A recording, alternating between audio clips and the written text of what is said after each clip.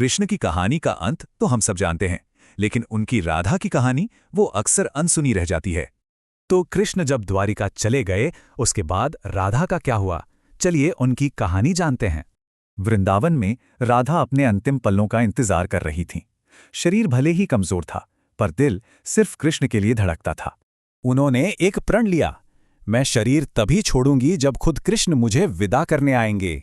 और द्वारका में कृष्ण ने वो पुकार महसूस की। वो सब कुछ छोड़कर तुरंत राधा के पास आ गए। कृष्ण ने पुकारा, राधे, और राधा ने आंखें खोली, मुस्कुराकर बोली, अब मेरे जाने का समय आ गया है।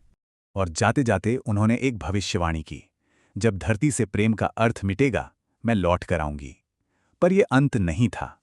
कई युग बीत गए और राधा की भविष्यवाणी सच हुई। दुनिया के लिए प्रेम का मतलब ही बदल गया। फिर एक किसान के घर एक बच्ची का जन्म हुआ, ललिता।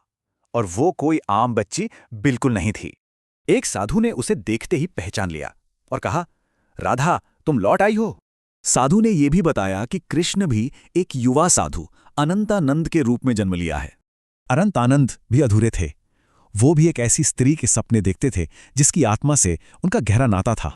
बस एक बांसुरी और अपने भरोसे के साथ ललिता अनंतानंद की खोज में निकल पड़ी। आखिरकार एक प्रवचन में उनकी नजरें मिली और बस दुनिया जैसे वहीं थम गई।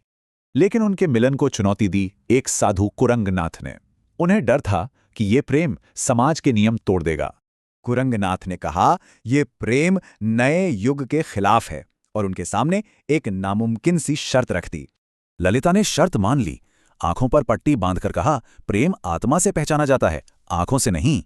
तो ललिता आंखों पर पट्टी बांधे भटकती रहीं और अनंतानंद एक गुफा में बस राधे नाम जपते रहे।